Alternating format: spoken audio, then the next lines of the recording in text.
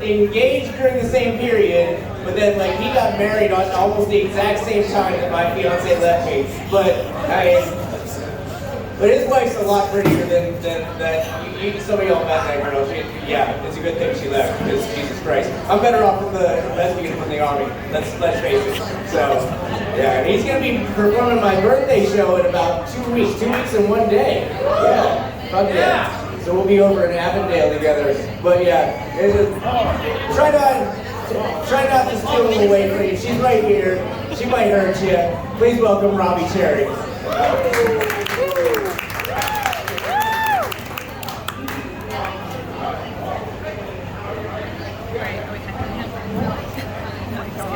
Alright, how you guys doing tonight? I don't know if you guys can see in the back, but this school has like leopard print on it, and I think at some point in the recent history it started identifying as a fat black woman. I recently went on a trip. I went out to DC. It was my first time in Washington, DC since my 8th grade field trip. It was pretty cool to be able to see everything in a new kind of light, new view, sober this time. But while I was out there, I actually had my wife with me, and she discovered the National Indian Museum. And I'd never heard of it. I've been to the History Museum and the Aerospace Museum. Apparently there's a National Indian Museum, and it's not National Native American Museum. We stuck with Indian because we're American, and when we make mistakes, we double down. That's right. So at the National Indian Museum, you can walk around, you can see like headdresses from chiefs that they used to wear. They have arrows and spears that are made from stone. And they even had the very first ever seen casino slot machine. Now, I don't know if you guys grew up in a racist school, but when I was in kindergarten, they used to tell us to sit Indian style. Now, you guys might know that it's crisscross applesauce, but for my school, it was Indian style. And that means you sat down as soon as they said it, right? But for me, like, I've grown up now, I used to know immediately when they said Indian style, sit down, crisscross applesauce. But now, when I think about it, I know Indians are from India, right? They eat curry, not buffalo. And so, I love curry. But when I eat it, I have to sit real Indian style, which is on a toilet for 3 hours. And I have to pray to that Indian god with 9 hands that he'll come down and help me wipe.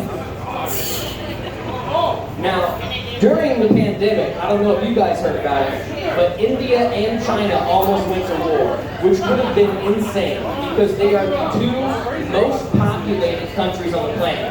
Both of them have about 1.5 billion people, right? And India hasn't been to war since like the late 90s. And it's about the same time that cell phones got popular. For some reason, India got very preoccupied after that point. But the real reason they haven't been to war is because the dynamics of war have changed. Instead of whoever has the largest army has the best chance at winning, now everything is about air superiority and artillery, right?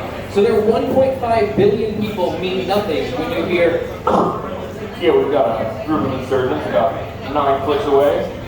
Sit fire. And then you just hear, confirmed. And then just everybody explodes. Yeah. They don't stand a chance anymore because they can't compete with that new style of military. It just wouldn't work the same. They would be like, yeah, we got a group of insurgents. Thank you for calling Indian Air Support. Please press 1 for missiles. Press 2 for artillery. Press 3 to repeat the menu. We need air support immediately. Sir, please do not raise your voice at me. We're about to fucking die. Sir, if you continue to use language, I will be forced to disconnect the call. Now, growing up, my dad's a pastor. I went to a lot of funerals. I've been pretty desensitized to dead bodies.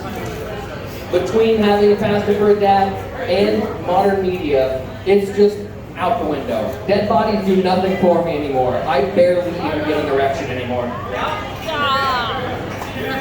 On the topic of dead bodies, do you guys think that because the only requirement is to die fighting with a weapon in your hand, that school shooters go to Valhalla? Now, I have a very redneck family. We're from Kentucky, and they have some wild conspiracy theories that the government is actually the ones behind the mass shootings, and that they're like setting it up to advance gun control. But if that's true, like, they got some work to do. Like, stop letting these redneck cowboys come in and shoot the guy down and solve the problem. You gotta implant, like, a blue-haired, transgender Jason Bourne motherfucker that's just standing against the wall with a giant purple dildo like, I'm gonna get his ass. And then when he comes in, they can just walk out and go, he's gone, everybody. Don't worry about it.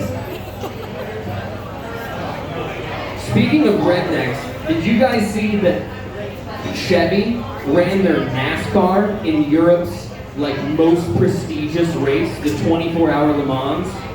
It's like a field of Audis, Porsches, and Ferraris, and then one just giant above everyone else NASCAR Camaro. It's pretty amazing. They had the loudest and the largest car in the field, right? There was complaints from almost every other driver that when they were behind the Camaro, they couldn't hear anything over the sound of the driver blaring Fortunate Son. And they couldn't see anything past all of the seeds and chew that he was spitting out of his window. But it does have a happy ending. They got 5th place. Pretty nice.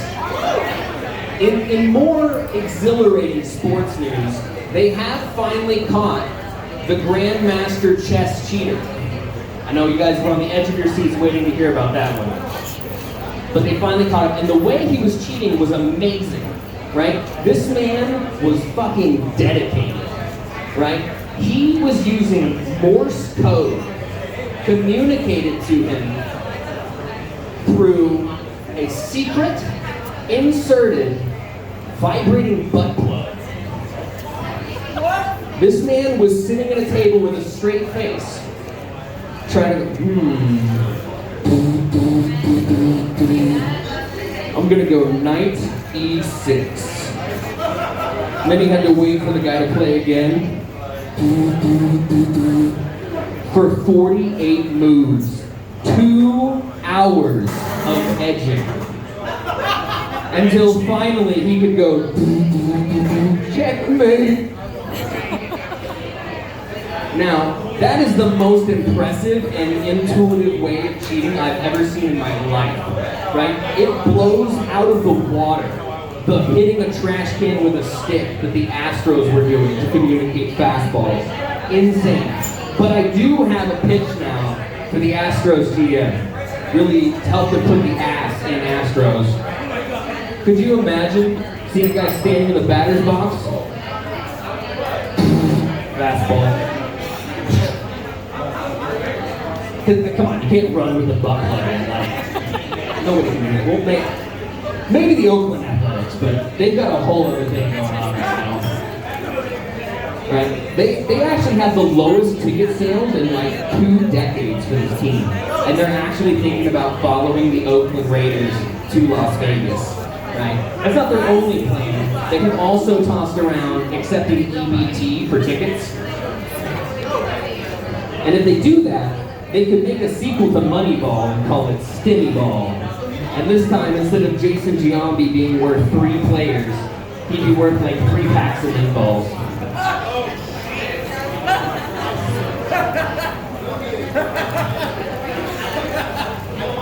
Now, it might surprise you to know that I've been put into HR training at work. For those of you who don't have the pleasure of a corporate job, HR training is essentially, you sit down and you watch actors portray scenes in videos, and then you have to decide whether it's workplace appropriate behavior or not.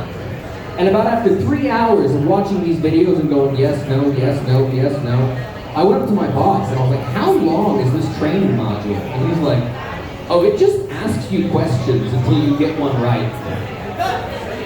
So after the 5-hour sexual harassment module, I decided I would email HR to see if I could be a part of the writing team that writes up the scripts for the actors to portray. Because I felt like a few of them were a little dull, right? And in several of them, I felt like I was grossly misquoted. I do feel like being in a corporate job, I have developed some skills. I can set an agenda and manage expectations like nobody's business, right? They have a whole training system. You have to set an agenda. You have to have a warm greeting, credentialize, gather information. You have to recap the call, and then you have to provide next steps. And I feel like I've been using it so much at work that it's slowly bled into my personal life. Like my wife came home and she was very angry with me the other day, and I felt corporate Robbie take over. Warm greeting, credentialize, gather information, set the agenda, recap, and provide next steps. Thank you for picking a fight with me. My name is Robert Cherry, and I've been dating you for 3 years. One great credential, check. Gather information. I need to gather some more information about the chores that you thought would be done when you got home from work. And after I have that information, we can develop a plan of what needs to happen next. If needed, I can pre-make the couch and sleep out there for you to review. Recap. Do you have any further questions, qualms, or queries? Otherwise, we can conclude this, and this is all of the emotional damage that will occur this evening. Provide next steps. All that you need to do now is go to stay with your mother while I monitor your social media. Alright, thank you guys. It's been my time with Robbie Cherry.